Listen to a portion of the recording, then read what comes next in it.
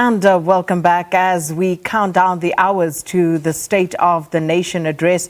And this, of course, against a backdrop of a COVID-19 pandemic that has wreaked absolute havoc, not only in South Africa, the world around, but of course, we are looking at our situation and assessing this and looking at what is anticipated for tonight's address to the nation by President Cyril Ramaphosa. And we've been crisscrossing the country. Let's cross now to KwaZulu-Natal, where our reporter Nkululeko Nyembezi is to find out what their expectations are, people he's spoken to, and just looking ahead to tonight. Nkululeko, good morning. Yes, good morning, Sakina. In fact, I'm in the Eastern Cape in Limode. This is exactly where poverty has an address, if I may put that way. Poverty levels are high, unemployment is extremely high. If you go around the villages, you see people moving around on an empty stomach. So this is a province where people need to, in fact, the president need to focus more when it comes to poverty alleviation programs. But now I do have the chairperson of Contralesa, who's going to tell us more about the plight of the situation in the rural areas. Chief, can you just maybe briefly explain to us how bad is the situation when it comes to poverty in the rural areas? We're short of words to explain the dire situation. You know, for many years, our people, especially those in traditional communities, have been living in the situation like this. And as a representative of the people, both from local to national, and this has been one of the points that have been raised. And our government did actually also identify the OR term as one of the nodal points at one time.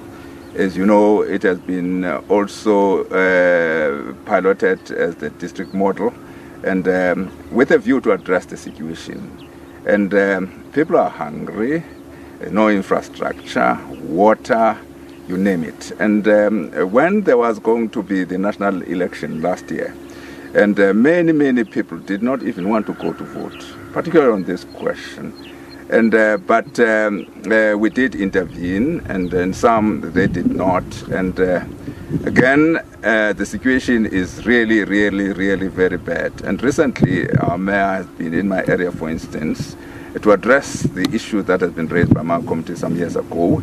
And we hope then that before so long, water will be delivered, which is basic services. And besides that, the land is not tilled. And now we're being offered some other maize that does not yield permanently. We call them otlambuke, which means you eat now and finish now, and then next year you're still going to go and beg and buy. You see, and this thing is actually keeping our people in perpetual poverty, subjected to the haves. Yet we do have land, and this is a fertile soil.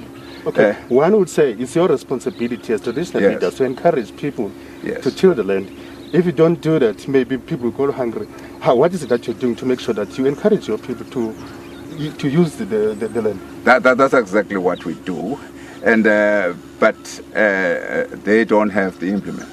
We need to have to rely on government services, for instance, on agricultural officers, on tractors, because there are no cows, there are no cattle now, and the situation is really bad. But they are trying their best, and that is why you see many other land lie fallow, for instance.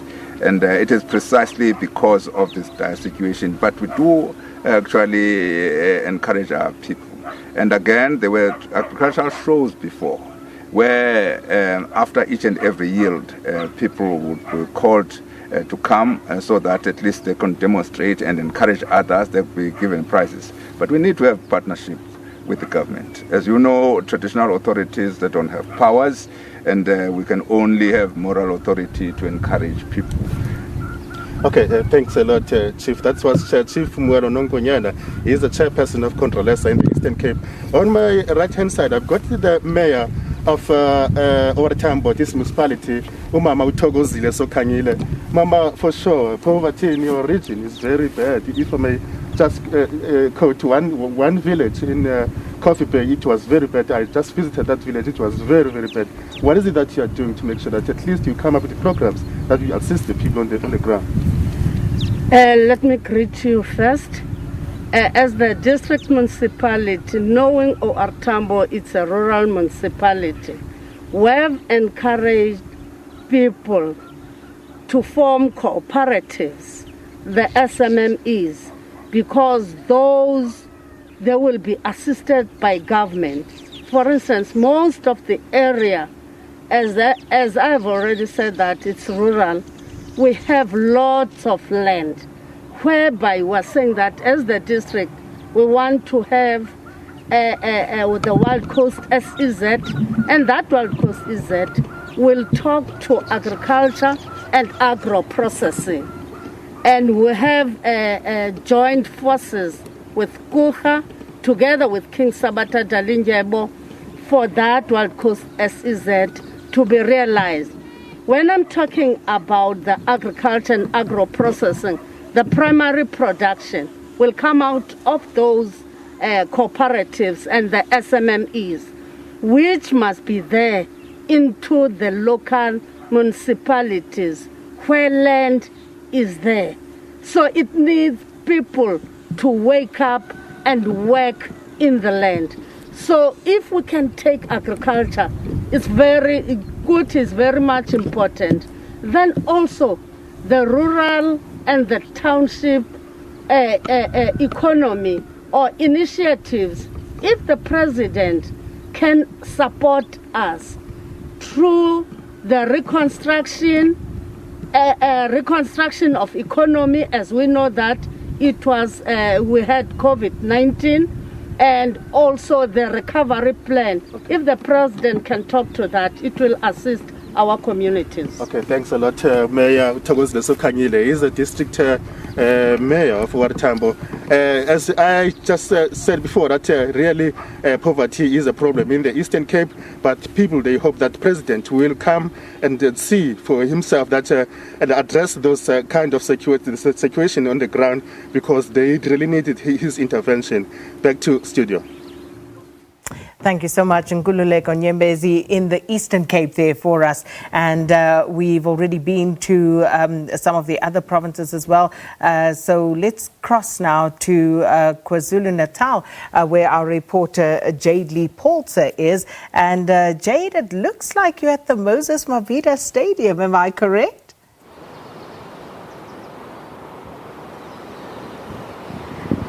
A very good morning to you, Sakina, and to the viewers. That is correct. I am coming from Moses Mabhida Stadium here in KwaZulu-Natal, and even Tandamiandu, just behind the lens, can show you, this is a synonymous stadium. Thousands, if not millions of people throughout the world visit KZN to experience all that is on offer. It is the tourism capital.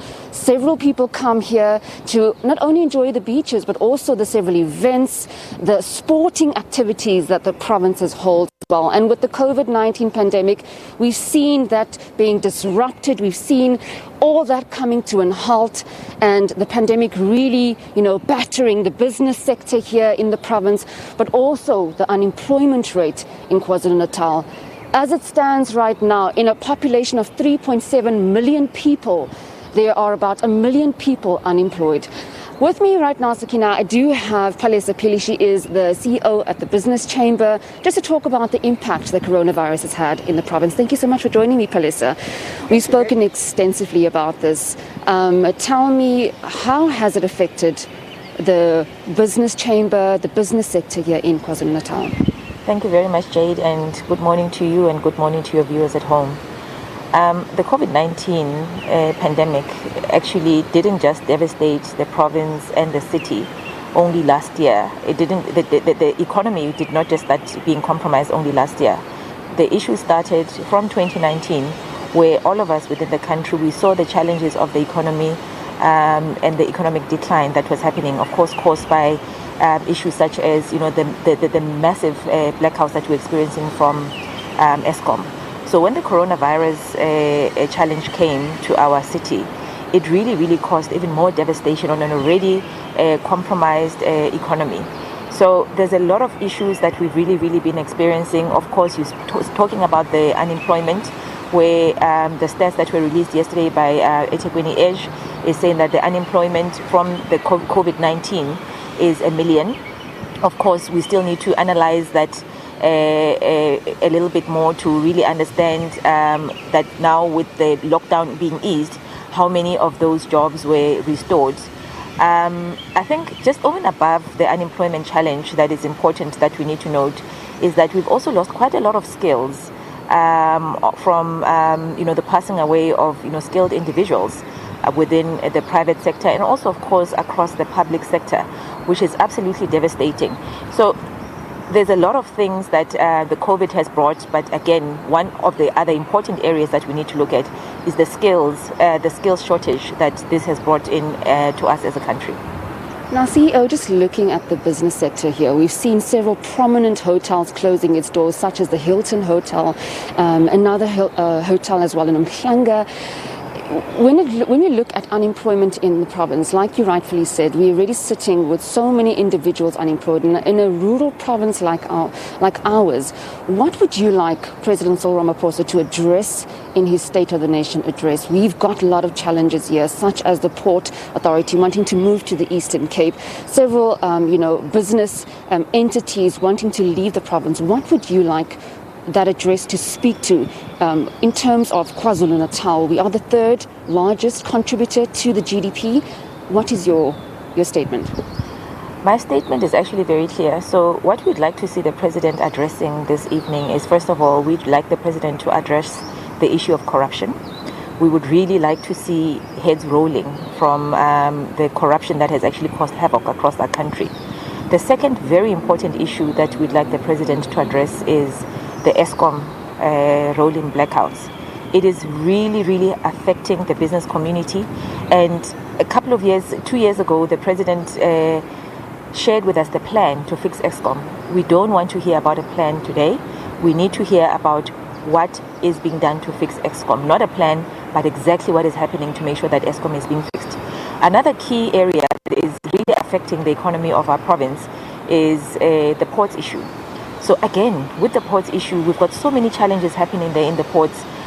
We've got serious inefficiencies that are happening, and we need to just also note that the Port of Durban actually is responsible for the movement of goods of up to 60% coming in to the country and as well as to the SADC region. So when the Port of Durban does not run well and it's got inefficiencies, it's a serious problem and detriment to our economy. So there's issues at the Port of Durban, such as a lot of fraud and corruption on illicit goods that are coming in daily that affect our economy. And we've got decongestion issues and challenges. We've got things like, stowaway, problems. And really, our plea to the President is just to make sure that when it comes to the ports, we have the focus and the port issues are fixed. We don't want to hear plans similar to Eskom, no more plans.